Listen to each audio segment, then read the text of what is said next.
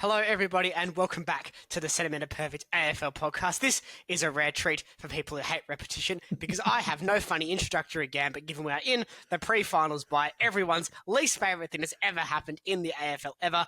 But rest assured to our loyal listeners and viewers because we still have plenty to get through today. That's right. am Jesse Dart. Joining me is Liam. Now, Liam, Hello. no AFL football during the pre-finals by last week. And, of course, given Extra Matter lost their elimination final, there was no other football played anywhere else either. How did you cope with your AFL-free weekend? Actually, Jesse timed it very nicely. I took myself over to Rottnest Island, nice little island off the coast of Fremantle. Had myself a lovely weekend over there. So what better way to spend a weekend without football than turning off from all media, from all everything. I used it effectively, Jesse. Did you read books and do stuff that people used to do? That was the intent. And but that then, didn't happen? No, that didn't happen. No, Okay. it didn't happen. But it was relaxing. It was a beautiful weekend for it. It was very nice, Jesse. You know, saw a couple of the AFLW scores. Those teams. We speak about a chasm in our game. Jeez, the chasm over there is ridiculous. Yes, But I should have mentioned, given Fremantle lost by 100 points, the AFLW also didn't happen this weekend. And try and tell me you did. You were wrong. where can people find us, Jesse? They can find us at SamPerfect_AFL on Instagram, where Liam posts our best of content from each week's episode, subject to him remembering to do it. You can follow us on your preferred podcasting platform, be that Apple, Amazon, or Spotify. If you're tuning in via one of those platforms, we say hello to you. If you're on YouTube, hello, you can see us. If you're liking the content, a like and a subscribe do go a long way. Got a lot to get through in the coming few months as we kind of transact the gap between getting through the finals and then also getting into off-season with draft and free agency sprinkled as well. So there'll be plenty going on the Centimetre Perfect AFL podcast channels. Make sure you are subscribed because YouTube just quietly gets a bit of extra content that may not always make it to the podcasting sphere, including a Just the Tips preview show, which is exclusively on YouTube regardless, coming in with a finals twist in the coming weeks. Looking forward to that, Jesse. I'm looking forward to that. But like you said, there are no games to review this week, so I guess that means 2 deep dives? It does. Well, so I mean, the deep dives. That's right. Well, the first one is going to be jumping in talking about the next batch of teams who didn't make the finals, and then we'll see what happens after that. You can tune into the next video to find out. But Jesse, let's start with the reviews of the teams that finished from, well, I was going to say from 11th through to 9th, but we always have to do this team, the Bombers. Oh, my apologies. Where are my manners, Jesse? Clearly on Rottnest Island. The Prime Time Bombers. Finishing in a 15th spot, 6-17, with a dismal percentage of 69.5%. We should have done these ones last week, but as Jesse is a perfectionist, we had... What? No. What? We shouldn't have done it last week because they hadn't played their final game of the season and they got worse, which is actually really impressive given they were already unfiltered garbage on field in season 2025. Look, it wasn't great, Jesse. It wasn't great, but like we did last week, we'll go through Jesse's nominations for MVP, the flop, and the watch player coming up as well. Where would you like to start with the Bombers, Jesse? Let's get the awards out of the way. And they got 2 positive awards, which is nice. That's probably the extent of positivity for this review. Zach Merritt, as usual, is a very good player in a very okay team. This year, he was a very good player in a very bad team. So he is by far and away the most valuable player. Flop was Peter Wright. Look, I have tried to avoid players with consistent injuries throughout the season, but I feel like Wright played enough and just didn't do anything in the worst forward line in the competition. You know, for a senior player, a guy that's been in that kind of that top 15, top 20 Coleman bracket previously, I just don't think this season was good enough from Peter Wright. And you need your senior players to lead from the front. Zach Merritt did that. Peter Wright did not. So that's a pretty easy choice for me as flop. They did have improvers this season. I think Durham took a step in the right direction. Mm-hmm. That was a big one for them. But, you know, there were plenty more candidates for the flop than there were for the MVP or the watch players, our stocks rising players. I went with Lockie Blackston here. He wasn't on the list at the start of the season. Does that tell you all you need to know about the Bombers in 2025? It tells you a lot. Blackston, drafted as a ruck out of East Fremantle, played as a key defender throughout almost the entirety of his stint. And for a guy that hasn't played a lot of key defence at state league level, he may have in his juniors outside of that. But for a guy that has been predominantly a ruck because he's tall, and that's just how state leagues work. He handled that transition really well. You know, he's going to make mistakes. He's not going to get every defensive one-on-one matchup in his favour, but he's a really good ball user. He's a better ball user than a lot of bigs are in that defensive position. And he also, I think, really showed some acumen in those type of roles. Still no contract signed by him yet, so potentially ends up at any other club in season 2026. And given the queue forming out of Tullamarine at the moment is bigger than the one across the road at the airport, he might end up somewhere else as well. But Blackstone, clearly a player on the rise, and I think could be a really important part of the Bombers or any AFL side going forward with his dual defensive and ruck capabilities. No, he's taken his chances, hasn't he? Coming in, it's a mid-season draft, right? So came in. The only reason I know that is because his picture is different. It's not as professional as the other actual pictures Get in you'll front see of on the YouTube. camera and look here. But he's going to take those chances, and like you said, and this will be a big talking point, I'm sure, coming up in the off season, is the amount of players wanting out of Essendon at the moment is quite high. You got to take these chances, grab them by the scruff when you can. So it's good to see him do that as well. Now, Jesse, we speak about how bad the Bombers are, and they have been bad. But third most possessions per game across the season. The third best team. But they finished 16th for goals. So is this a case of they are just chipping it around and wondering what they actually are going to do with it? Or just giving it up, just giving it back to the other team, letting them score instead? Well, I think it's a mix of both. I think you've got ball users in the team who aren't good, and I think you look at we can point out some key senior players here. Darcy Parish didn't get on the park a lot this year, but when he did, it wasn't a new, improved, efficient disposal. Darcy Parish, it was Darcy Parish who gets a lot of ball, doesn't do a lot with it in terms of effectiveness. McGrath has never been a silky user of the football in my eyes. He gets good meters gain numbers that look really fun, but it often ends up coming back over his head with interest. Mm-hmm. That's not really effective. Durham is teetering on the path of being a new Parish at times, I fear, and that's a problem. But, I mean, ultimately, you just need to look at the forwards for this. And I was big on this coming into the season, Liam, that this is not a good forward line. It's not a forward line that can be relied upon. Even factoring in Langford, who didn't play the vast majority of the season, he's on the wrong side of 30 now. He's getting older. You can't be relying on guys like Carl Langford for production in 2025 or in 2026. If you can get 25, 30 goals out of him, fantastic. If you're getting him more like a Jack Gunston-esque season, that's just brilliant. You take that as a bonus, not the expectation. Peter Wright flopped in 2025, as we've discussed. They had no other, I think, significant progression. Caddy improved, but Essendon, they butchered themselves 8 years ago with the Dylan Shield trade, and we're seeing it down the track. They still can't get out of this rut. They've got 2 high draft picks this season. They traded out of last year to get the points for Kako. They did that swap with Melbourne. They've got Melbourne, Langford, and Lindsay. They've got 2 high draft picks this year, Liam. 2 crucial draft picks that will define, I think, in part, the next 10 years of the Essendon Football Club. Jordan Ridley wants out. Sam Draper wants out. So they could, certainly in Draper's case, they could end up with another draft pick relatively high up when it comes to compo. Yep. But they've got to get this right, because if there's been a lot of upset about in Essendon fan quarters about Ridley's apparent trade request.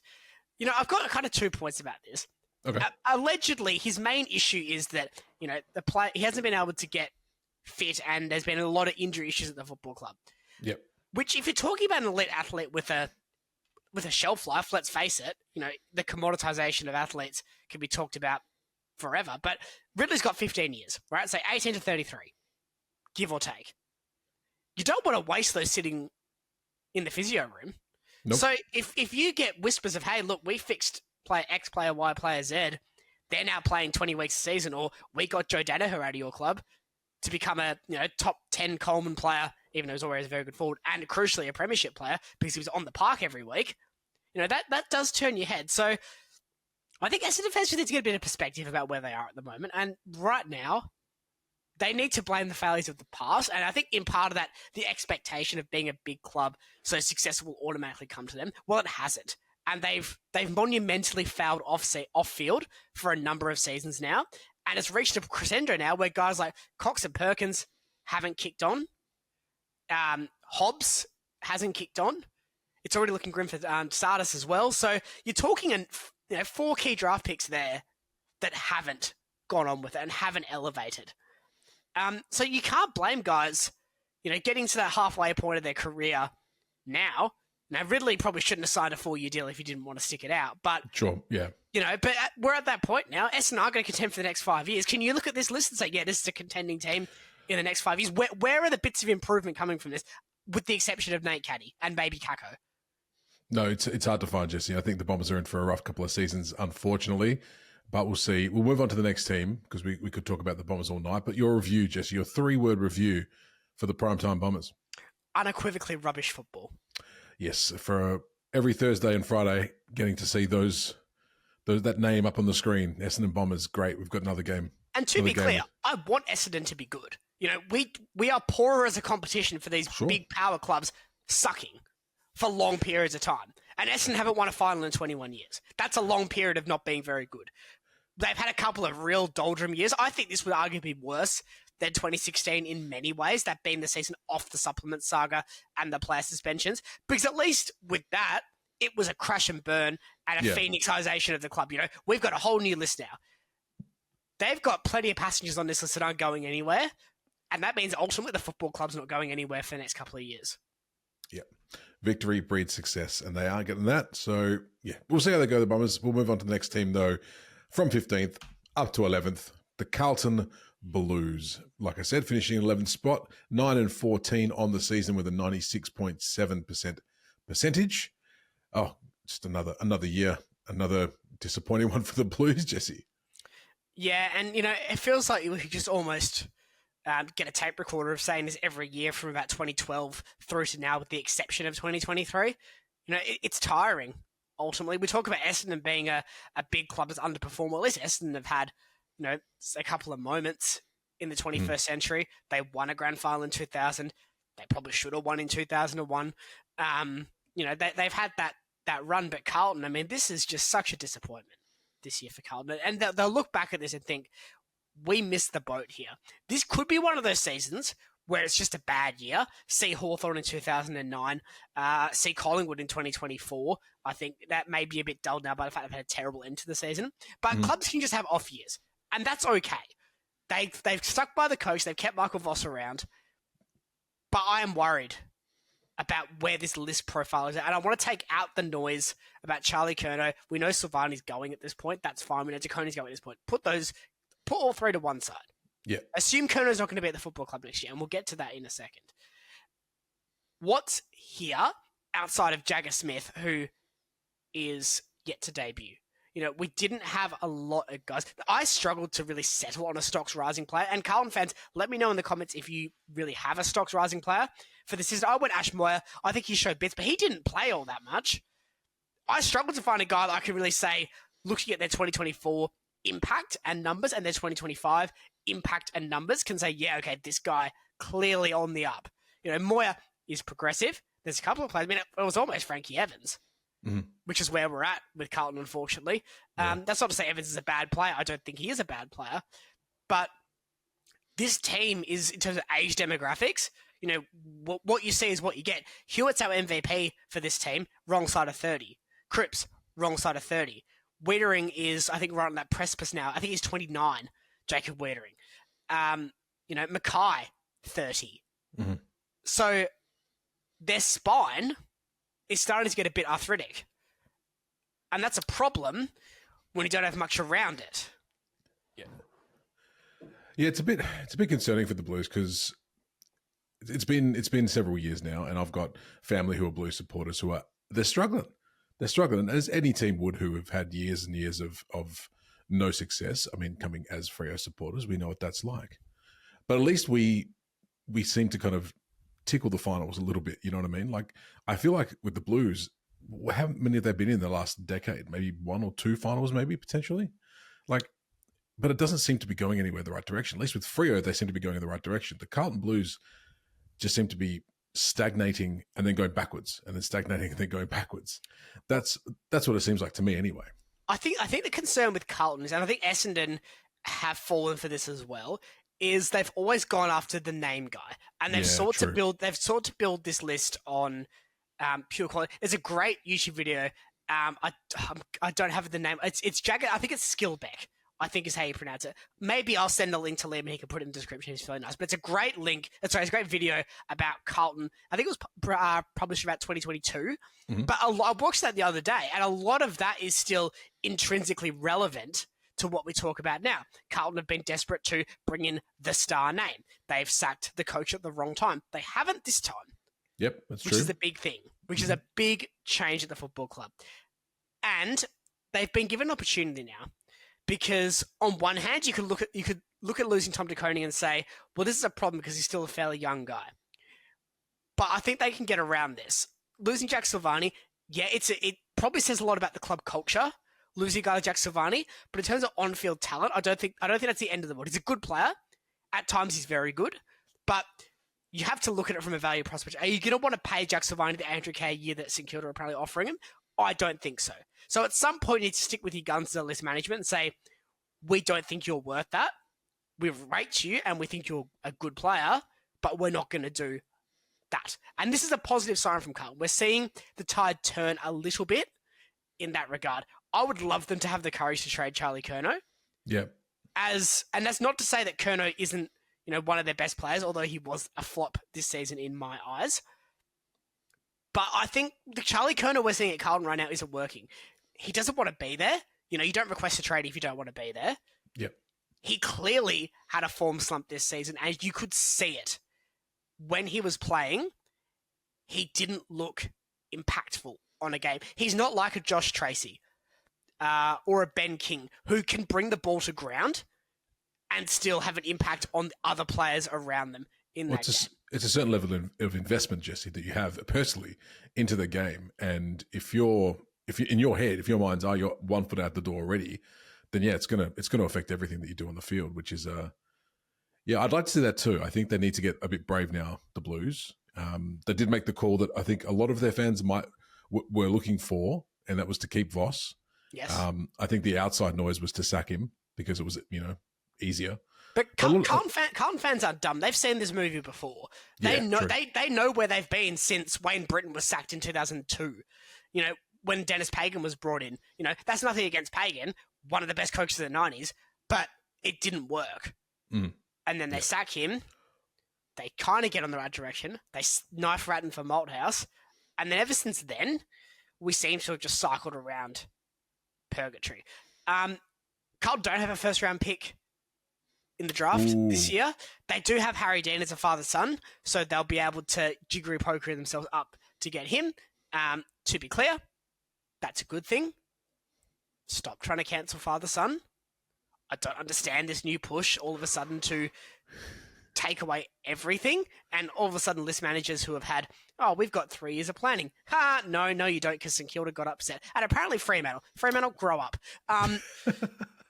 It's a worry, though, for Carlton, because there's this massive temptation to accelerate this rebuild, to get guys like Cripps and Wiedering to September. And, I just don't think it's going to happen. You look at their midfield specifically, and I won't drag this on too long, but Hewitt wrong side of 30, Cripps wrong side of 30, Chera underperforming. It's not there for them at the moment. They're the 3 guys. Walsh, is he going to stay beyond next year, coming into his free agent year? Have they given him a reason to stay? Yeah. That's the big question there, right? That's what they've got to focus on, because their biggest names are starting to chuff off. So maybe it's time they can't afford to lose Walsh. Injury or not, he is the most valuable player in terms of currency that they have. Well, they were ranked 16th for hit-outs across the season. Obviously not very good, but managed to finish 5th for total clearances across the year, which is undoubtedly very good. It's very good. For a team. Yeah, you look at their percentage, sure they only won the 9 games, but they were scoring. You don't lose 14 and then finish nearly 100%, even Stevens in the score, without scoring a little bit. So that's a nice positive, Jesse. What do you think? I think it is. I think they just got flamed on transition. And guys like Sard are just not two-way defenders. And it's painfully obvious when it's up to Haynes and Wiedering to intercept everything that they just have deficiencies around them. It's been tough for Carlton this year. They've been a side that could have made the finals this season. I know this has been a bit of a funky year in many ways, but this side should have been in the finals picture, and they were out of it from round 7. That makes for a really uncomfortable season. And, Carlton very easily could be top 8 next year. Very easily could. But my worry with them is their list profile is only probably good enough to be top 8 for the next 2 years as things currently stand. I think Cripps is obviously close to the end and the start of it, but is he going to regress again next season, going off from 28 touches last year to 24 touches a game this year? That's a big drop at that level. You lose to Coney. Can Pittonet elevate, or can they bring in a guy like Liam Reedy from Fremantle to go and fix that ruck issue and that ruck void? Can Harry Dean come in and have an impact? Can Jagger Smith come in and have an impact? We're so reliant now on Carlton fixing and patching up cracks in their system. They could be good next year, and I wouldn't be surprised if they are. But it's going to be very much we have to win it in 2026, or we have to accept our rebuild. Nice, Jesse. Your 3-word review for the Carlton Blues. Another wasted season. Another wasted season. What a shame. Let's move on to another team that would be ruining the 2025 season. That is the Sydney Swans, who finished in 10th position with 12 wins, 11 losses, 97%. They finished with a bit of a flurry, but the damage was done early for the Swans. Jesse, your thoughts on the Swans? This has got to be one of the biggest disappointments of season 2025, doesn't it? What a waste of a season from the Sydney Football Club. To go from being grand finals and the dominant team for 26 weeks of the season last year to being a shell on field and having no tactical direction whatsoever. This was a stark drop-off from the Sydney Football Club, and they've got a lot to fix in the coming months. All seem to centre around Errol Goulden. Like when he came back halfway through the season from injury, they seemed to have a bit of a spark. But I mean, you can't be relying on one player to do all the work for your team to come back and be that spark. No, and I think Goulden and Heaney, Heaney missed time at the start of the year as well.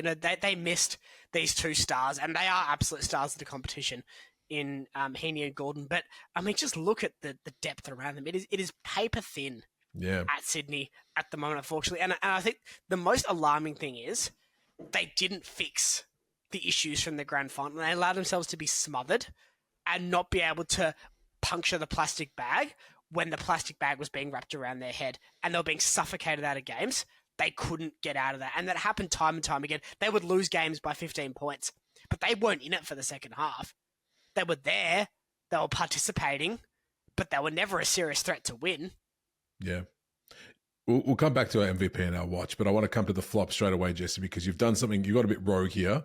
And on the back of what you were just saying in relation to the game plans and the lack of strategy, you've put Dean Cox as the flop. Now, some might argue, and we've had this conversation many times throughout the season, maybe a tad harsh on the first-year coach, but you're pretty staunch on this, aren't you? I am, and I just think, you could be a first-year coach, you could be a 10th-year coach. If you're not getting a list like this, a list in a club like the Sydney Football Club into the finals with where they're at the moment, you shouldn't be the coach. And that's okay. And Dean Cox may make a good senior coach in time, but he flopped in 2025. You don't drag a team from being dominant minor premiers and grand finalists to not being a serious hope of making finals after round 6. Yeah. No, it's just not conducive to good coaching. And I think the alarming thing is they played some bad football at times. Take out Goulden and Heaney and take out the element of players within the side. At no point to me this season did Sydney play attractive football or play football that has been successful for teams at that top end of the ladder. Look at Hawthorn, look at Adelaide, look at Collingwood for the majority of the season. These clubs played liquid attacking football that put the onus on opposition to defend. Sydney shut down games at times, but in doing so, given they didn't have a firing forward line at all, locked themselves out of 4 points time and time again. That's bad tactically. That's just bad tactics, and it's not being aware of the fact that the game has shifted outside of collapse ball circa 2013, and we're in that post-stand era now. Alarming given this is Cox's first season, that he wasn't able to hit the ground running, as plenty of good assistants have in recent seasons. Also finishing 14th in intercept marks across the season is a bit damning on the defensive side as well. That's a big part of this game, I find, in the newer game, is that rebound off the back line, right? Yes. So teams taking marks and just going. And if you're finishing 14th for intercepts, in that regard, you're not giving yourself any chance to lean into that new part of the game at all. And potentially a big part of why the Swans suffered this year, Jesse. Yeah, I think so. We could talk about their paper thin forward depth. That obviously hurt them as well. But you're right, Liam. Defensively, they were solid defensively at collapsing attacking opportunities from the opposition, but they weren't solid at actually generating rebound opportunities for themselves. So, if you're not getting the ball down there quickly, into the forward line, you're relying on your keys to win one-on-ones or two-on-twos.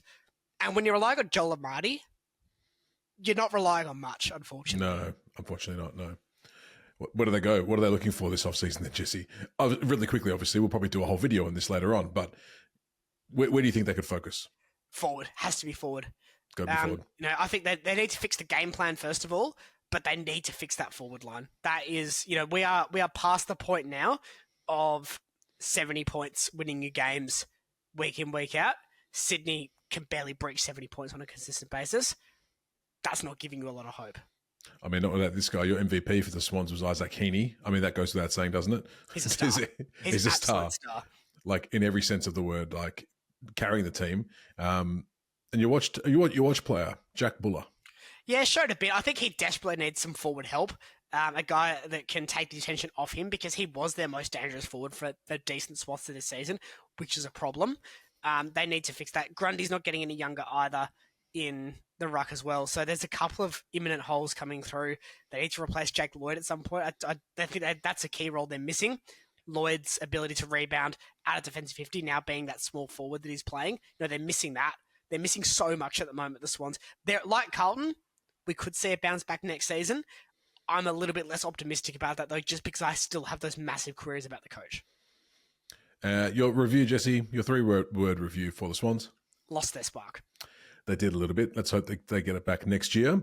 And we'll move on to the final team of our little recap here, and that is the Western Bulldogs, who finished 9th on the back of that loss to Freo at the end of the season, 14-9, with a whopping 137%. Is this, Jesse, the highest percentage of a team that's not made the finals? I believe so. I think post-World War II is my understanding. Unbelievable. And look, a lot of talk in the season about the Bulldogs not being able to beat the top sides. Kind of makes sense that they finished 9th, if all the other teams that beat them ended up above them. Perfect middle ground. Perfect middle ground. Except GWS for some reason, who they dominated twice. It's random stuff. But I mean, let's talk about the Bulldogs, because they look like a good team. Like, it's one of the teams this year I found that we always enjoyed watching the Bulldogs. We enjoyed watching them do what they do, because they can put on a massive score. And let's be real, a game where a team is scoring at will is a fun game to watch. It's a fun game to watch. Really good forwards. Sam Darcy obviously coming up through. You've got Norton, who's kicking, who's improved greatly this year, I feel. I agree. And you yourselves the making of a good, exciting team. But what was it, Jesse? What made them miss out on the finals this year by one game?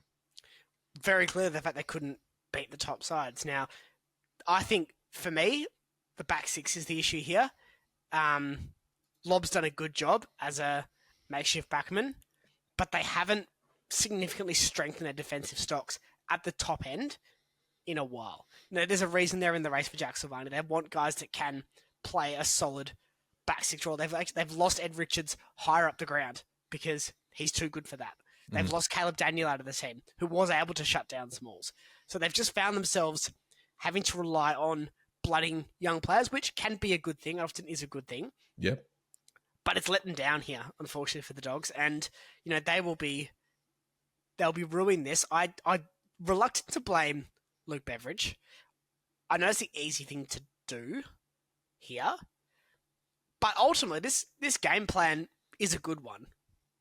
They were just let down in a couple of key moments in a couple of key games where they couldn't outmuscle their opposition. I think missing Bontempelli at the start of the season hurt them a lot. They were the better side in games against teams that they were beaten by. They were better than Fremantle in the first game.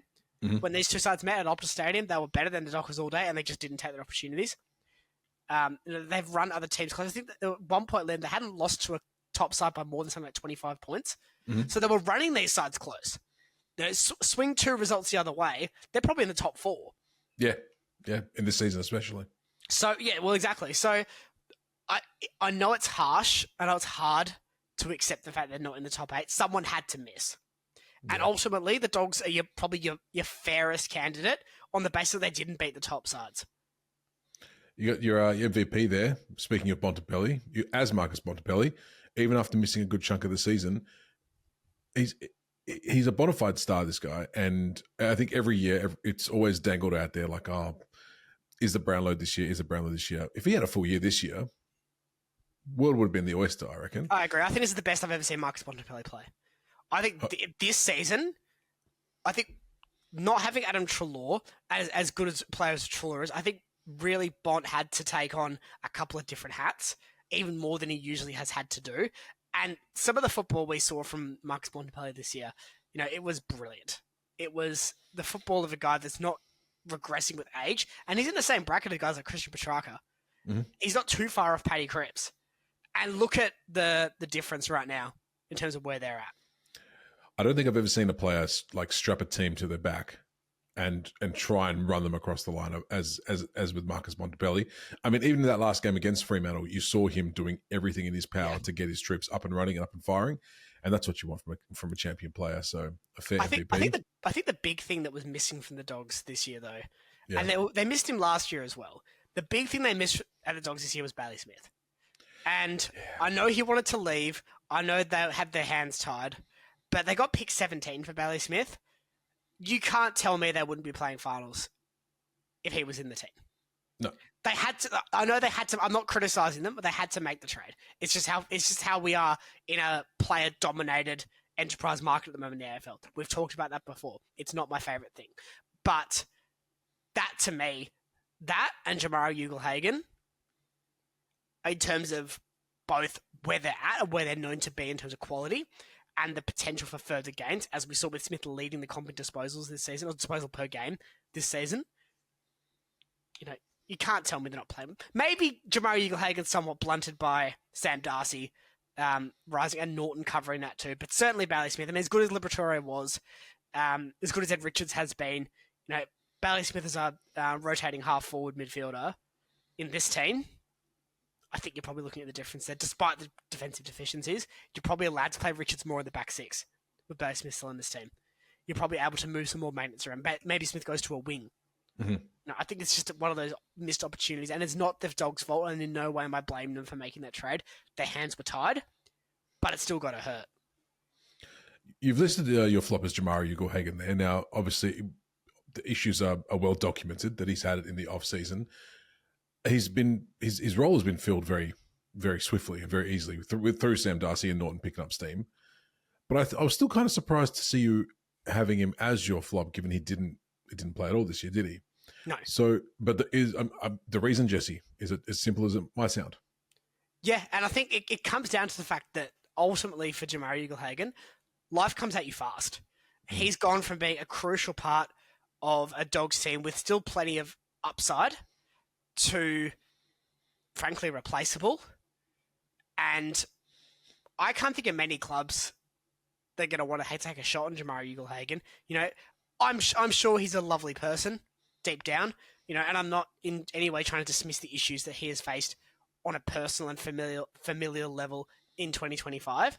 But ultimately, we had issues with him being where he shouldn't have been in March and issues being where he shouldn't have been in August.